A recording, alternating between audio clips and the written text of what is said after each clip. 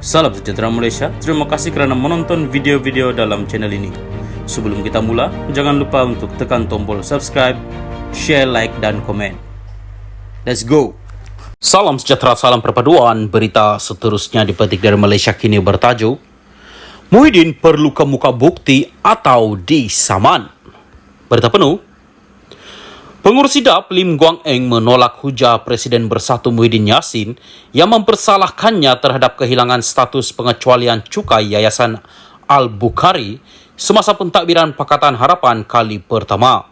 Ini susulan selepas Muhyiddin mendakwa memandangkan lembaga hasil dalam negeri LHDN berada di bawah bidang kuasa Kementerian Keuangan.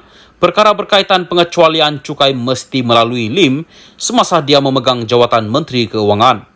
Dalam satu kenyataan hari ini, Lim menggelar kenyataan Muhyiddin itu sebagai logik songsang. Jika tiada arahan khusus, bagaimana seseorang menteri boleh bertanggungjawab ke atas setiap tindakan yang diambil oleh pelbagai agensi dan GLC di bawah bidang kuasanya? Kalau begitu, sebagai Perdana Menteri, Muhyiddin harus bertanggungjawab atas setiap amalan rasuah yang dilakukan oleh pegawai kerajaan di negara ini. Apakah jenis logik songsang dan kelakuan tidak bertanggungjawab ini? Soal Lim. Pada malam Khamis, selepas dibebaskan daripada tahanan SPRM, Muhyiddin berkata dia akan didakwa atas tuduhan salah guna kuasa kerana memberikan semula pengecualian cukai kepada yayasan yang diketuai oleh hartawan Syed Mokhtar Al-Bukhari. Presiden Bersatu itu mendakwa pengecualian cukai itu dibatalkan oleh Lim ketika PH berkuasa pada 2018.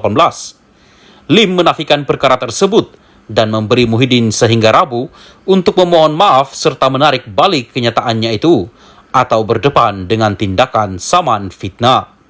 Semalam, ahli Parlimen Pago itu enggan menarik balik kenyataan tersebut dan mencabar Lim supaya menjelaskan peranannya dalam perkara itu. Muhyiddin mendakwa Lim kini takut kerana tindakannya mengganggu yayasan kebajikan pimpinan Melayu terbesar di negara ini. Lim bagaimanapun membalas dengan mengatakan dakwaan itu adalah rekaan dan hasutan. Ini adalah dakwaan yang serius bahawa saya bertindak terhadap sebuah yayasan kebajikan Islam. Ia adalah bersifat menghasut kerana dakwaan berkenaan adalah tidak berasas. Sekiranya tidak disangkal dengan bersungguh-sungguh, kenyataan berbaur hasutan sebegini boleh menyemarakkan sentimen yang menjejaskan muhibah kaum dan mengancam keharmonian agama, kata ahli Parlimen Bagan itu. Salam sejahtera dan selamat petang. Berita seterusnya bertajuk Hadi terus sampaikan kuliah di masjid. Berita penuh.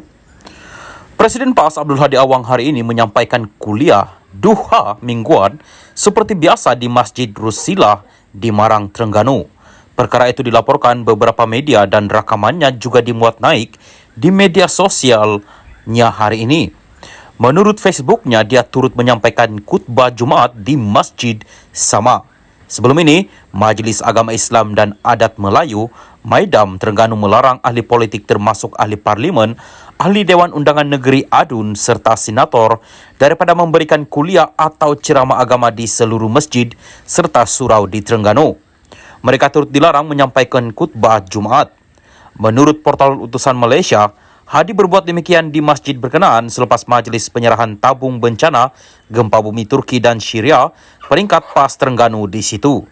Berdasarkan maklumat terkini di portal-portal data terbuka sektor awam yang dikemas kini setakat 4 Mac 2021, nama Hadi tidak disenaraikan sebagai penerima tauliah negeri itu. Portal itu menyediakan pangkalan data kepada rakyat bagi mencapai dan memuat turun set data terbuka kerajaan secara dalam talian. Sementara itu, Pesuruhjaya PAS Terengganu, Hussein Awang juga dilaporkan berkata, parti itu menyarankan semua ahlinya yang belum memiliki tauliah tersebut supaya mengemukakan permohonan bagi membolehkan mereka mengajar agama secara sah. Insya Allah, kita mohon tauliah. Ada yang telah mohon, ada yang dapat, ada yang tidak dapat, katanya. Arahan larangan tersebut yang bertarikh 2 Mac dikeluarkan susulan Sultan Terengganu, Sultan Mizan Zainal Abidin duka cita apabila ada ahli politik mengajar agama atau menjadi khatib dan imam solat tanpa kebenaran pihak berkuasa. Pengecualian diberikan kepada pemegang tauliah mengajar atau dengan kebenaran daripada Maidam. Hadi pada 4 Mac lalu menegaskan bukan menjadi satu kesalahan untuk ahli politik memberikan kuliah atau ceramah agama di seluruh masjid serta surau-surau. Sebaliknya, menurut timbalan pengurusi Perikatan Nasional PN itu, menjadi satu kewajiban untuk pemimpin bercakap mengenai politik Islam.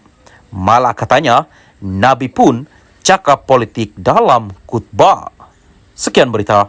Salam Malaysia Madani.